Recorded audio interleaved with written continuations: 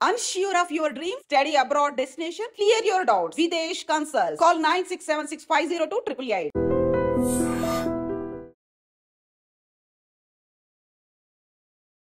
Hi అండి, నేను మీ తారక్ గౌడ్, తెలంగాణ విద్యా సమితి. అందరూ ఎగ్జామ్ ట్రెండ్ నుంచి ఇప్పుడు కాంపిటేటివ్ ఎగ్జామ్ మూడ్లో ఉన్నారు.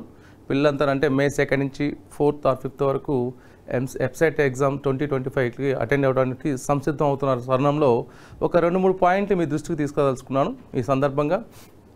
ఒకటి, వెబ్సైట్లో 2025 మొదటగా తెలంగాణ విద్యార్థులకు 15% సీట్స్ అనేవి అడిషనల్గా యాడ్ అవుతున్నాయి. అంటే ఉన్న సీట్లే గతంలో ఇవి 15% అనేది ఉమ్మడి ఆంధ్రాలో ఉన్న ఆంధ్ర పిల్లలకి ఇచ్చేవాళ్ళు. అది లాస్ట్ డికేడ్ 10 years వరకు ఉండే. ఈ ఇయర్స్తో ఈ 15 సీట్స్ అనేవి కంప్లీట్గా తెలంగాణ పిల్లలకే వస్తున్నాయి. సో ఎక్కువ సీట్స్ అనేవి తెలంగాణ పిల్లలకు వచ్చే అవకాశం ఉంది. సో సెకండ్ థింగ్, ఫస్ట్ది 15% సీట్లు అనేవి ఆంధ్ర పిల్లలకు అలాట్ అయిన సీట్లు ఇప్పుడు తెలంగాణ పిల్లలకు వస్తున్నాయి. రెండవది, ఎలానో తెలంగాణలో సీట్స్ కౌన్సిలింగ్లో మనకు వచ్చే అవకాశం లేదు, కానీ చాలామంది పిల్లలు ఏం చేశారంటే కాంపిటేటివ్ ఎగ్జామ్కి వెబ్సైట్ 2025కి కాంపిటేటివ్ ఎగ్జామ్కి దూరంగా ఉన్నారు. సో మీకు ఆ కాంపిటేటివ్ ఎగ్జామ్కి పిల్లలతో కొంచెం తగ్గింది కాబట్టి పార్టిసిపేట్స్ పిల్లలు మెజారిటీ తెలంగాణ పిల్లలే ఉన్నారు. మూడవ పాయింట్, అన్ని కాలేజీల్లో ఏదైతే కౌన్సిలింగ్లో పార్టిసిపేట్ చేసే కాలేజ్ కావచ్చు, మేనేజ్మెంట్ కావచ్చు, యూనివర్సిటీ కావచ్చు, పిల్లలు ఏదైతే ఎక్స్పెక్ట్ చేస్తున్నారో, అంటే తెలుసు కదా మీ అందరికీ, పిల్లలు ఏదైతే ఎక్స్పెక్ట్ చేస్తే ఏం ఎక్స్పెక్ట్ చేస్తే పిల్లలైనా పేరెంట్స్ అయినా సిఎస్సి దాని అలైడ్ కోర్సులు అంటే AI and ML, DS data science, IoT internet of things, cyber security. So ఇవే మ్యాక్సిమం కోర్సులో ఎక్స్పెక్ట్ చేస్తున్నారు పిల్లలు, పేరెంట్స్ కూడా. అన్ని కాలేజీలు కూడా ఇవే కోర్సులు ఉన్నాయి. మోర్ దెన్ 85% సీట్స్ అనేవి పిల్లలు ఏదో మార్కెట్ డిమాండ్ ఉన్నది, పిల్లలు ఎక్స్పెక్ట్ చేసిన సీట్స్ ఉండటం వల్ల కూడా అందరికీ మంచి కాలేజీలో కొద్దిగా కష్టపడితే వచ్చే అవకాశం ఉంది. మూడవ పాయింట్, ఇది నాలుగో పాయింట్ ఏంటంటే, ఇది పేరెంట్స్ కొంత ఇబ్బందికరం వాడితే ప్రతి 3 సంవత్సరాలకు ఒకసారి, ఎవ్రీ 3 yearsకి ఒకసారి AFRC అనేది ఫీజు రెగ్యులేటరీ కమిటీ ఏం చేస్తుందంటే, ఎగ్జిస్టింగ్ ఫీజు 1 లక్ష రూపాయలు ఉన్న ఫీజు అనుకున్న గతంలో ఏం చేస్తారంటే ఎవ్రీ 3 yearsకి దానికి వాళ్ళ యొక్క మామూలుగా వాళ్ళ యొక్క యూజీ స్కేల్స్ కావచ్చు, ఎక్స్పెండిచర్స్ని బట్టి ఫీజు అనేది రివైజ్ చేస్తూ ఉంటారు. ఈ సంవత్సరం ఫీజులు 20 నుంచి 75% పెరిగాయండి. అంటే 1 లక్ష రూపాయలు ఉన్న కాలేజీ ఫీజు 135, 145 హార్డ్లీ 2 లక్షల వరకు వెళ్ళాయండి. ఫీజు అనేవి 2 లక్షల రూపాయల వరకు వెళ్ళాయి. ఇలా 2 లక్షల రూపాయల కాలేజీలు ఇప్పుడు 5 to 6 కాలేజెస్ వచ్చాయి. మిగతా ఆయన కూడా మనం ఏదైతే ఫెమిలియర్ కాలేజెస్ అనుకున్నామో, ఫేమస్ కాలేజు, మామూలుగా డిమాండ్ ఉన్న కాలేజీలు 1,55,000 to 175 వరకు ఉన్నాయి. అంటే మీకు ఆల్మోస్ట్ ఒక 2 లక్షల బడ్జెట్ అనేది మీ పిల్లలకి ఫీజులో పెరిగిపోతుంది.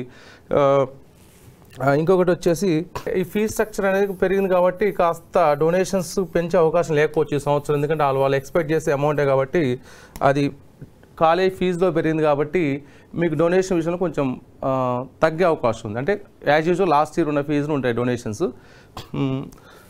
ఎంసెట్ ఎగ్జామ్కి వచ్చేసరికి ఎవరైతే పిల్లలు ఇప్పుడు జస్ట్ ఇంకా ఉన్నది ఎన్ని రోజులు ఉంది మీకు, ఈరోజు 25th అనుకోండి, 24th అనుకోండి, ఇంకో 6 రోజులు ప్లస్ ఒక 8 రోజులు ఉంది, ఒక వారం, హార్డ్లీ 1 week ఉంది. ఈ 1 week షెడ్యూల్ని మీరు కొత్తగా న్యూ సిలబస్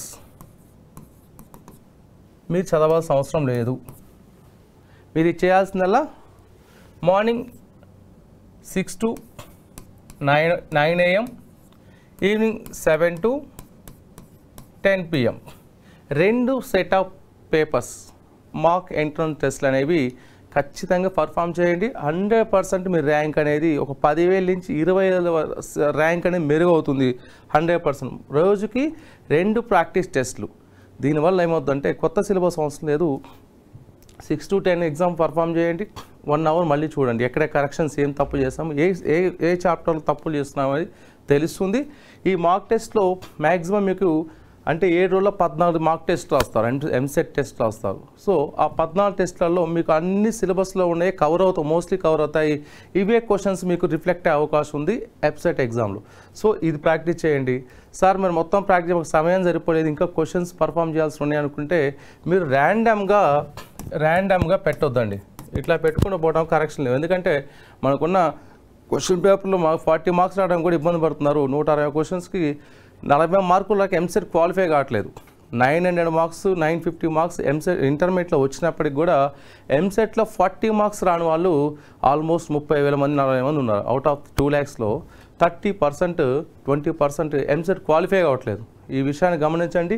మీకు రాని క్వశ్చన్ని ఏదైనా ఒక ఆప్షన్ ఇవ్వండి. Whether it is A or B C D whatever, ఏదైనా ఒక ఆప్షన్ ఎంచుకోండి.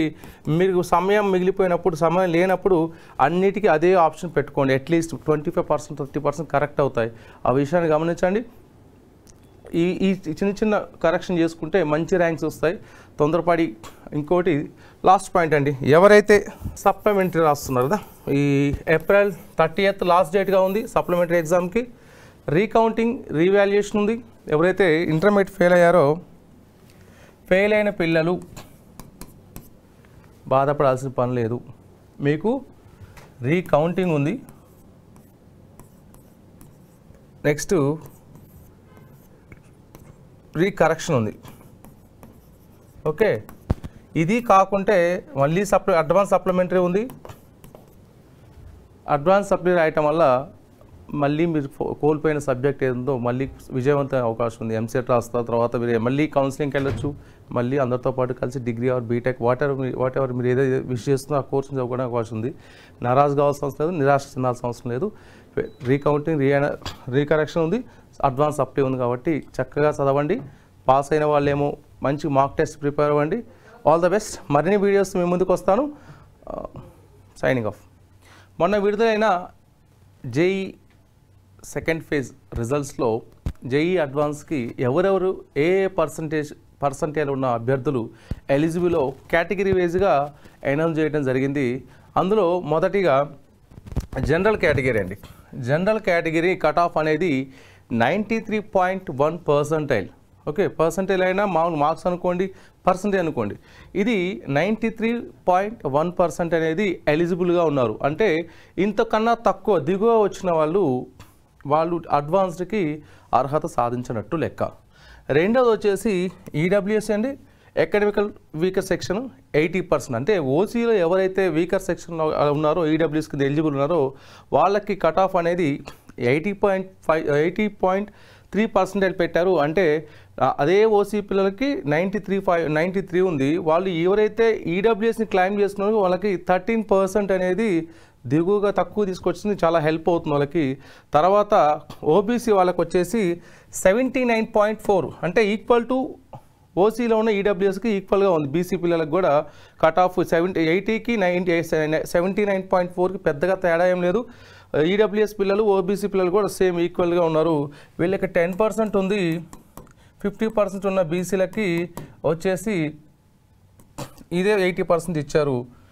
నెక్స్ట్ ఎస్సీ పిల్లలు ఉన్నారు. ఎస్సీ పిల్లలకి 61.1% ఇచ్చారండి. దీనికన్నా దిగువన వస్తే మాత్రం వాళ్ళు ఎలిజిబుల్ కాదని జేఈ అడ్వాన్స్ రాయడానికి. నెక్స్ట్ ఎస్టీ పిల్లలండి. ఎస్టీ స్టూడెంట్స్కి వచ్చేసి 79. ఆబ్వియస్లీ 47.9 అప్రాక్స్ 48 అనుకోండి. 48% అనేది ఎలిజిబుల్గా ఇచ్చారు. ఈ పర్సెంట్ ఎవరైతే వచ్చారో వీళ్ళ వరకు మాత్రమే అడ్వాన్స్కి రాయడానికి ఎలిజిబుల్ ఉంటారు. మిగతా వాళ్ళు చాలామంది అడుగుతారు, సార్ మా వాళ్ళకి 92% వచ్చింది, మాకు ఐఐటీలో సీట్ వస్తుంది, ఇవన్నీ మర్చిపోతే ఇవైతే ఎవరైనా పర్సెంటేజ్ వీళ్ళు అడ్వాన్స్ రాయడానికి మాత్రం ఎలిజిబుల్. ఓకేనండి, వీళ్ళందరికీ సీట్స్ వస్తాయని కాదు, దీంతో అడ్వాన్స్కి ఎలిజిబుల్ ఉంటారు. ఎవరైతే 80% బిలో వచ్చారు, ఈడబ్ల్యూఎస్ కావచ్చు, బీసీ కావచ్చు, ఇంకెవరు కావచ్చు, 80% వస్తే వాళ్ళు జేఈ కానీ ఐఐటీలు ఎన్ఐటీల మీద IIITల మీద ఆశలు వదులుకోండి. హ్యాపీగా ఎంసెట్ ఎగ్జామ్ ఉంది, అది కూడా మంచి పర్ఫామ్ చేయండి. ఇంకా రానున్న 1 వీక్లో ఉంది, దాంట్లో కూడా వచ్చే అవకాశం ఉంది. దీని వరకు మిగతా వాళ్ళు ఎవరైతే ఈ పర్సంటేజ్ అబోవ్ ఉన్నారో చక్కగా రాయండి, అడ్వాన్స్ ఉంది. మంచి మీరు అనుకున్న కాలేజ్ సీట్ సంపాదించి కోరుకుంటూ ఆల్ ద బెస్ట్. మరిన్ని వీడియోస్ మీ ముందుకు వస్తాను. Thanks for watching. Signing off.